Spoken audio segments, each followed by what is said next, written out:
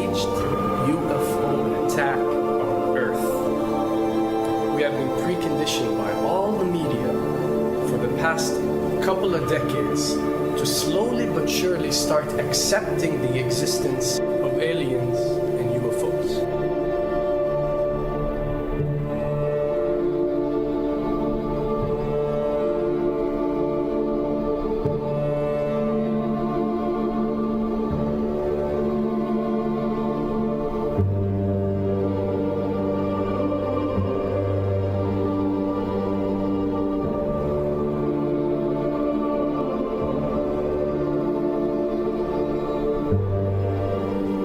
I can tell you right now that 99% of every UFO sighting that has ever taken place has actually not been an unidentified flying object, because this has always been military technologies.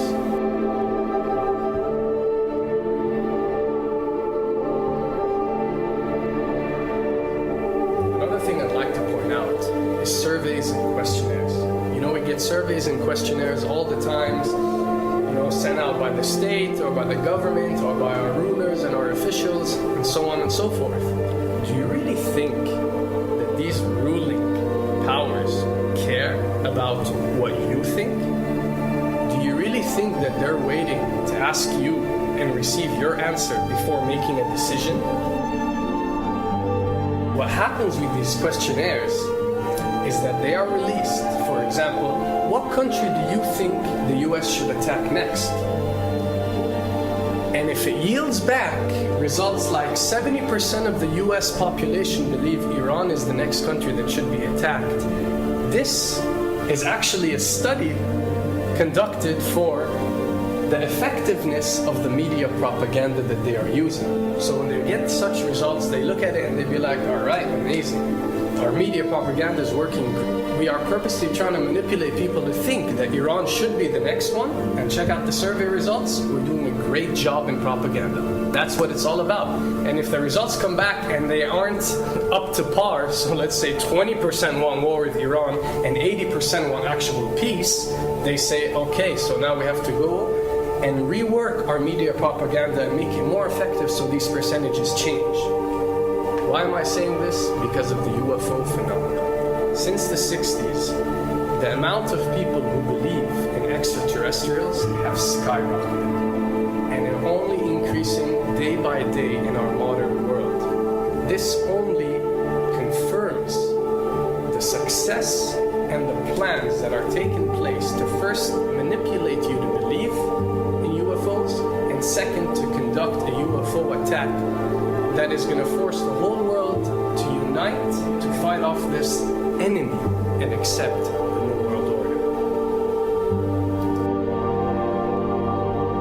A former Canadian government official is warning we may be on the verge of intergalactic war, saying, quote, the Bush administration has finally agreed to let the military build a forward base on the moon, which will put them in a better position to keep track of the comings and goings of visitors from space, and to shoot at them if they so decide. I was introduced to the late Dr. Wernher von Braun in the U.S., the father of rocketry.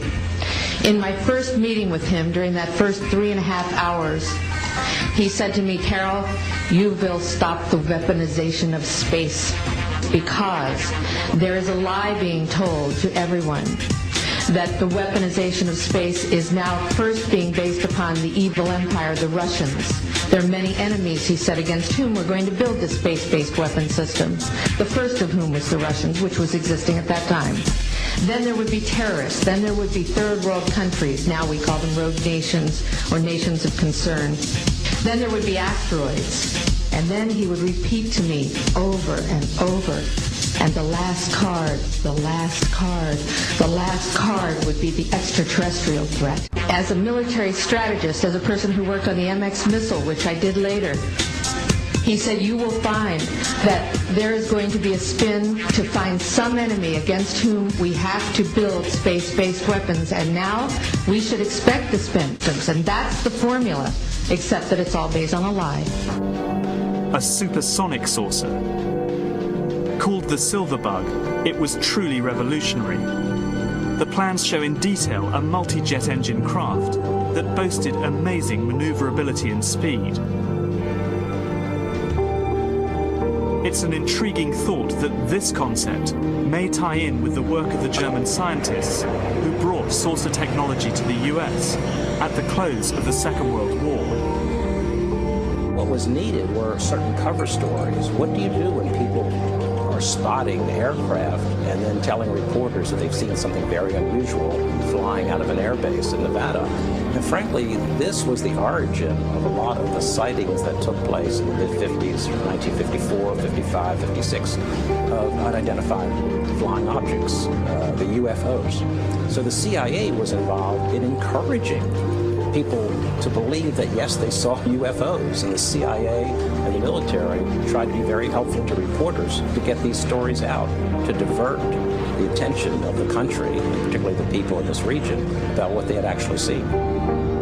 Mexican Air Force pilots capturing on videotape what are said to be 11, count them, 11 UFOs. The Mexican Air Force has released a video that some of you are going to find difficult to believe.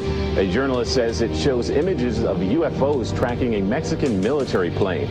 So what's the truth about UFOs?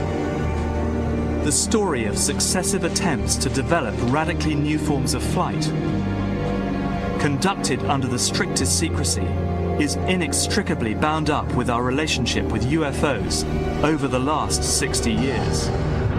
Whether it's Allied pilots buzzed by strange balls of fire in 1942 or the Roswell incident 5 years later, there is a strong case to be made that secret military technology offers a convincing explanation for many UFO stories. Anytime the government has secrets that they can keep from us, they can manipulate us by those secrets. In essence, they still remain 25 years at least ahead of us in technology, information, and knowledge and secrets, and they are using them against us. I heard over the years many times over that the plan to usher in the New World Order would be to make all the people in this country and around the world feel totally helpless to prevent the New World Order from occurring, this world dominance plan, by saying that we had been invaded by aliens, so that we would say, oh, please, UN, come in and help us all. So bear in mind that there is a planned orchestration to get people to be submissive through a secret technology and information that they're keeping from you under the blanket of a so-called National Security Act.